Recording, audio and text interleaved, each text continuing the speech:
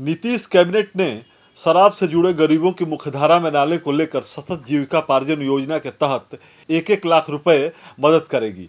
Cabinet के बाद बिहार के मुख्य सचिव आमिर सुबहानी और ग्रामीण विकास मंत्री के सचिव ने प्रेस कॉन्फ्रेंस किया। अधिकारियों ने माना कि आज भी लोग शराब के कारोबार से जुड़े हुए हैं, वैसे गरीब परिवार जो सरकार को आर्थिक मदद करेगी। इस धंधा को छोड़कर दूसरे काम करने पर सरकार 60,000 रुपये से लेकर 1 लाख रुपए तक आर्थिक मदद करेगी। मुख्य सचिव ने बताया कि दारू ताड़ी से जुड़े गरीब परिवार के लोगों को हम उत्थान करेंगे। बिहार के मुख्य सचिव और ग्रामीण विकास विभाग के सचिव ने बताया कि लक्षित समुदाय के आजीविका संवर्धन को लेकर सरकार 610 करोड़ रुपए खर्च करेगी। एक परिवार को 60,000 से लेकर 1 लाख रुपए तक दिए जाएंगे। दारू ताड़ी का धंधा छोड़ने वाले परिवार को बेहतर ट्रेनिंग देकर नीरा उत्पादन में लगाया जाएगा। सतत जीविकापार्जन के तहत वर्ष 2017 से लेकर अब तक 1,47,270 लोगों को इससे जोड़ा गया है। अब शहरी क्षेत्र के गरीबों को ताड़ी शराब से जो जुड़े हैं उन्हें भी जीविका के माध्यम से न्यूनतम 60,000 से और अधिकतम 1 लाख तक मिलेगा। वैसे जो लोग शराब बनाने फिर इससे परोक्ष या अपरोक्ष रूप से जुड़े हैं उनको लाभ मिलेगा। जीविका के माध्यम से उन्हें सहायता दी जाएगी। मुख्य सचिव आमिर सुबहानी ने कहा कि उन्हें 1 लाख की आर्थिक मदद तो मिलेगी ही, अन्य योजनाओं का लाभ भी जल्दी मिले इस पर ध्यान दिया जाएगा। वहीं इस पर बिहार की राजनीति भी गर्मा गई है। बिहार में ताड़ी बैन पर पूर्व मुख्यमंत्री जीतन राम मांझी ने कहा कि ताड़ी एक नेचुरल जूस है, इसे शराब के कैटेगरी में रखना ठीक नहीं है। एक बार नहीं कई बार इस पर हम कह चुके हैं, मुख्यमंत्री जो ठान लेते हैं वही करते हैं। मांझी ने कहा कि यह कारण है कि लोगों को समस्या हो रही है। जीतन राम मांझी ने कहा कि मेरी व्यक्तिगत विचार है कि ताड़ी को शराब की श्रेणी से हटाया जाए और लोग इसे रोजगार करते थे, उनका रोजगार छीना गया है, इसलिए ताड़ी को शराब के श्रेणी से हटा लिया जाए। हम बहुत बार बोले हैं, बहुत पहले भी बोले हैं।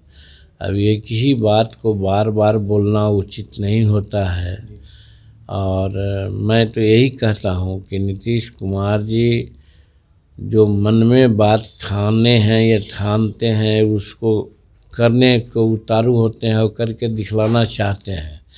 यही प्रक्रिया में ये समस्या झूल रही है।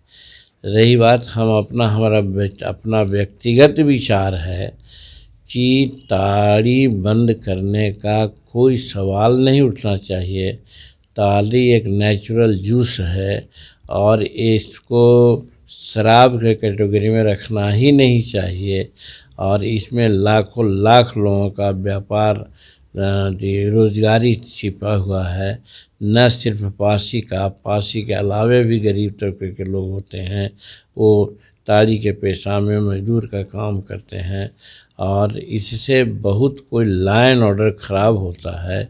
इससे बहुत कोई और तरह का अनाचार होता है। सो बात नहीं है।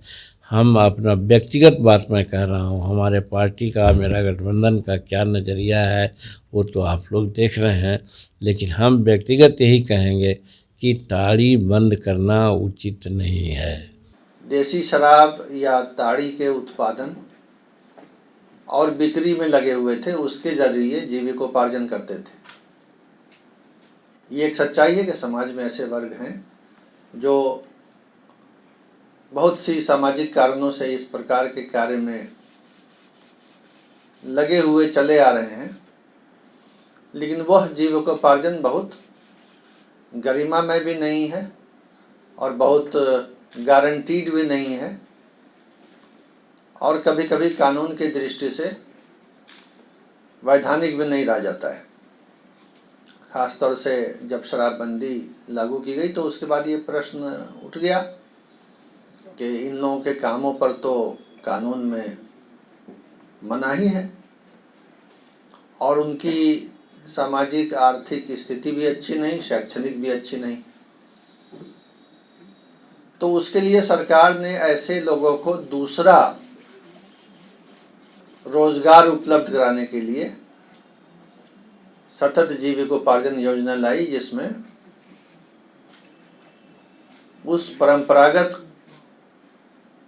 शराब या ताड़ी या उससे जुड़े हुए मादक पदार्थों के धंधे को छोड़ करके दूसरे अच्छे व्यापार के लिए, बिजनेस के लिए सरकार 1 लाख रुपया तक प्रति परिवार देती थी और बहुत से परिवारों ने उसका फ़ायदा भी उठाया।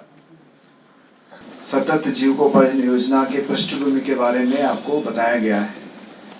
सर ने बहुत क्लियरली बताया, जब प्रोहिबिशन का प्रारंभ की गई थी उसमें खास करके टॉडी मेकिंग को इलीगल घोषित कर लिया गया था न्यू एक्साइज एक्ट में। जब स्टेट के द्वारा किसी चीज़ को जो एक लाइवलीहुड एक्टिविटी था उसको इलीगल घोषित किया गया है, उसके अल्टरनेटिव में कोई योजना लेके आना था, उसके साथ संबंध में सर ने कहा है। इसका प्रारंभ 5 अगस्त 2018 को माननीय मुख्यमंत्री के द्वारा किया गया था। प्रारंभ करने के पूर्व, कैबिनेट अप्रूवल के पूर्व कई बार डिस्कशन हुई है माननीय मुख्यमंत्री के सर से, सारी चीज़ को सम्मिलित करते हुए इस योजना को प्रारंभ किया गया है। अब ये शुरुआती तौर पर अब तक कल तक इसका ग्रामीण क्षेत्रों में संचालित किया जा रहा था जीविका के माध्यम से। जीविका अपने स्वयं सहायता समूहों के माध्यम से, ग्राम संगठन होता है, क्लस्टर लेवल फेडरेशन होता है, स्वयं सहायता समूह के संगठन होता है, उसके माध्यम से हो रही थी। अब तक 1,47,277 परिवारों को इस योजना से जोड़ा गया है। उसमें सब जो बताया गया है, इसमें पारंपरिक रूप से देशी शराब एवं ताड़ी से जुड़े उत्पादन एवं बिक्री में जुड़े परिवार को जोड़ने का काम किया गया। साथ साथ ये भी निर्णय लिया गया था वैसा परिवार जो अत्यंत ही निर्धन है, जो अन्य कैटेगरी का भी होते हैं, उनको भी इस योजना से लाभ देने के लिए, इसी कारण से 1,47,277 परिवार में आप देखेंगे। हम प्रेस ब्रीफिंग के माध्यम से बात इस नोट का आप सभी के बीच में शेयर कर लूँगा, इसमें सारी आंकड़ा है। 95,921 परिवार अनुसूचित जाति जनजाति से बिलोंग करते हैं, 51,356 अन्य वर्ग से हैं। इसमें से 40,893 ताड़ी तथा देशी शराब से जुड़े परिवार हैं। ये सतत जीविकोपार्जन योजना में जुड़ा हुआ है। इसमें 30,619 परिवार ताड़ी बनाने में जुड़े हुए परिवार हैं।